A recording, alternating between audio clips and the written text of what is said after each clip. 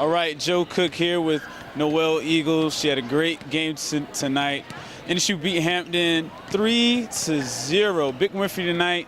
You guys, you get the 12th victory of the season, and that's the most since 1998. Second highest total since Norfolk State went to Division I. I mean, how does it feel to be part of that historic team? It feels really good to know that I broke a school record, or as a team we did, and it just makes me feel amazing. And speaking of amazing, you had a good night tonight, 12 digs. I mean, night in, night out, what's your mindset on the defensive side when you approach a game? Nothing hits the ground. That's what I think about before the game. Nothing hits the ground as long as I fall for it, and confidence in my team that nothing hits the ground as well for them. Yeah, and your team definitely showed up tonight. Ariel chipped in as well. She had 9 digs. How was she helping you out on defense tonight? She helps a lot. We cover a lot of court. Me and her do, so it means a lot. She's doing as well. And even on offensive side, I mean, looking at Charlotte Armstead, she had 16 kills tonight. I mean, how does it feel to see her really come on and be a force throughout the game? Yeah, she played absolutely amazing. She played out of her mind.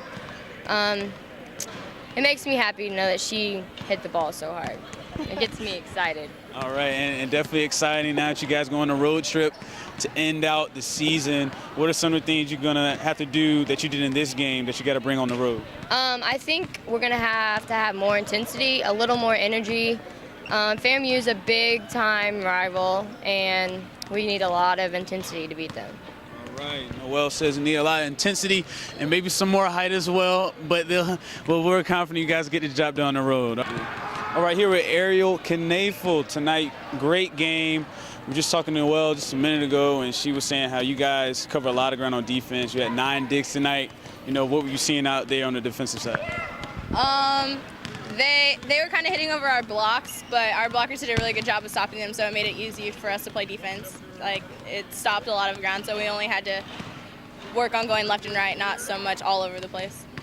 And on the offensive side, you also contributed with 8 kills. I mean, in a game like this, I guess, how would you describe your game?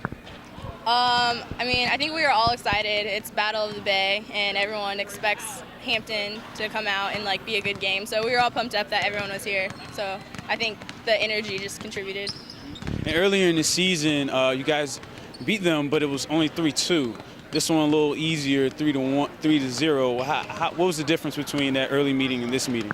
I think because it was one of our first games, and we do drills now that we have to finish the games. Like, we'll start at 20, 15 us, 20 the other side, and we have to finish the game. So I think those drills really helped us because at the end of the games, we sometimes let the energy down and struggle to finish the game. And I think the first time we played them, that's what happened, and it got the best of us. So. Now, during the course of the game, I know sometimes you get frustrated if you don't get a dig, you don't get a kill. What really keeps you going on the court? Being competitive. I mean, I think I get more excited when I get a dig than I get a kill because someone else is trying to hit as hard as they can, and when you dig them up, you're easy. So, I mean, that's exciting. Cool. And another exciting thing, you guys got 12 wins on the year. One of the best marks as a team since 1998. What does it feel to be basically be part of NSU history? Feels great. I mean, we still have a lot to accomplish, and we're about to go into the NCAA tournament. So, I mean, I think it's a really good start to get us what we need to do to finish and try to win a championship. All right, Ariel Candee guiding NSU on that quest. Okay, with the team leader in kills tonight with 16, Charlotte Armstead. Great game tonight. I mean, you were really like a force throughout. For you, are you the leader on offense? I'm one of the many leaders that we have on offense. Me, Ariel, Jasmine, Paige, Elika, Matra, anyone who hits, we can all have time to being leaders. Tonight was just my night. Yeah, and you were just basically really feeling it, seeing the lines, and also contributing on the blocking end with Jasmine Frazier. I mean, what were you guys seeing out there that were letting you get those blocks? I know in the middle, we just went up, got on their arm, and then on the outside, our blocking really contributes. It really depends on the outside, whoever our outside hitter is, where they set the block up. So we were all just working the front row and making them have to work harder. And you guys worked harder the first time you met this team early on in the season, winning that 3-2. This one was a sweep. I guess offensively or defensively, from your standpoint, what was the difference between that meeting and this one? I think that this time we were just more prepared. That was at the beginning of the season. This time we were more prepared. We're more as a team, more cohesive, and we just went after it. We weren't about to let them come in our gym and have a 3-2 again. We won 3 and done, just like Vince says.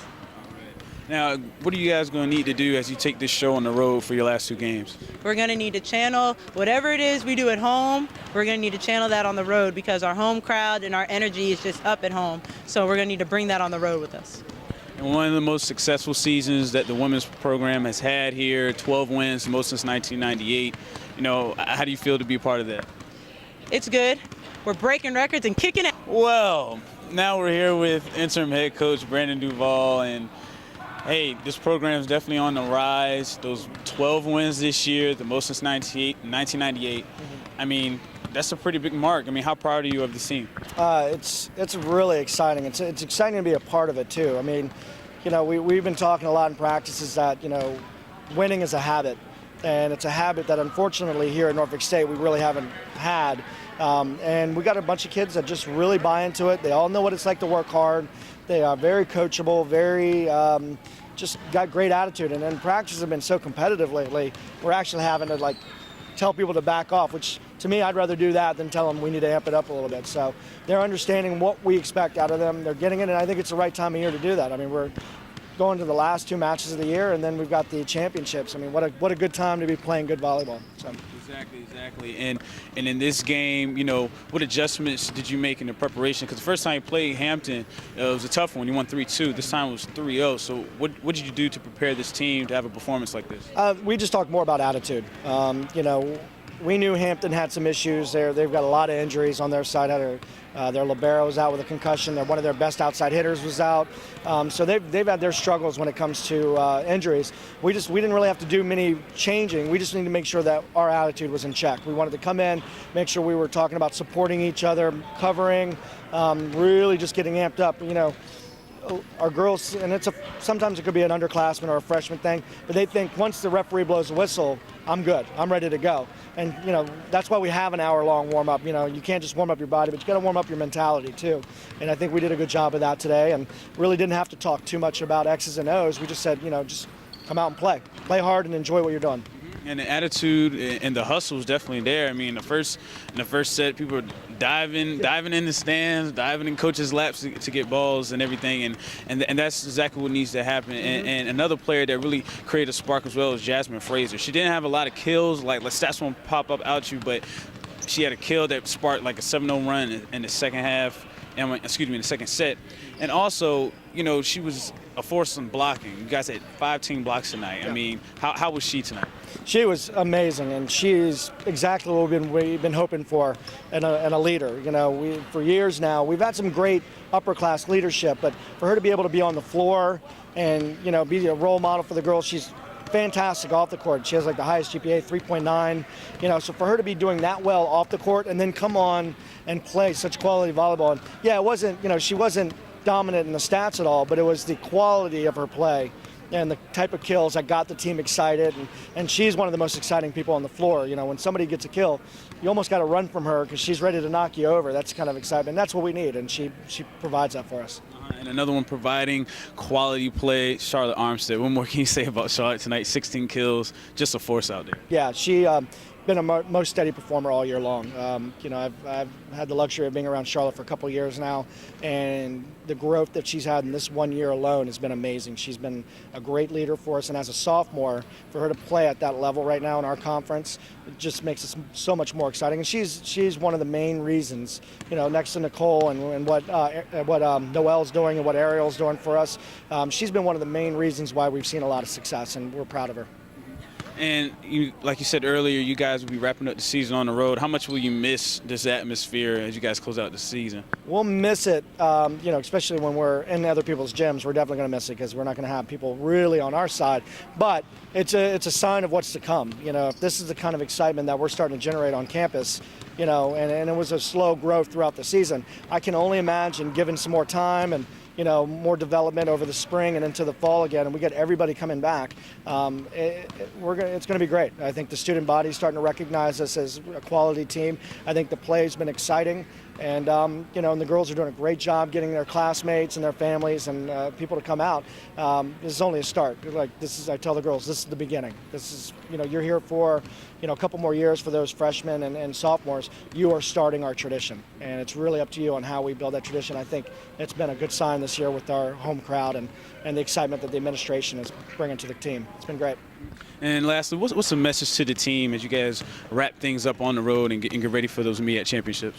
Just enjoy what you're doing. I mean, this should be exciting. It shouldn't be stressful right now because, we've been going to the playoffs for the last couple of years and it's been great. We've always had to face a tough team like UMES right off the start, and it could happen again this year. I mean, really, it comes down to these last 2 games on where we finish in our division and who we face first. But at this point, it's time to get excited. It's time to really enjoy it and enjoy what hard work, what we're getting from our hard work, and going out and get to go down to Florida A&M and down to Bethune and then going up to Baltimore to play in the conference playoffs. This is what it's all about. This is the atmosphere. You want to be in a rough atmosphere. You want to have people screaming at you and be on a foreign court and perform. And if we can do that, how much fun are we going to have in the future? And it shouldn't be a stressful situation. A lot of these girls haven't been in this situation before anyway, so why not enjoy yourself? This is a game you love, and go out and perform and be a show. So. Definitely an exciting time for the volleyball team and you NSU Spartan fans. They close their season on the road, going to the Sunshine State, taking on Bethune-Cookman and Florida A&M. And then it's off to its MEAC championships. Hampton State is hosting it this year in Baltimore, Maryland. For more information on NSU volleyball, NSUSpartans.com.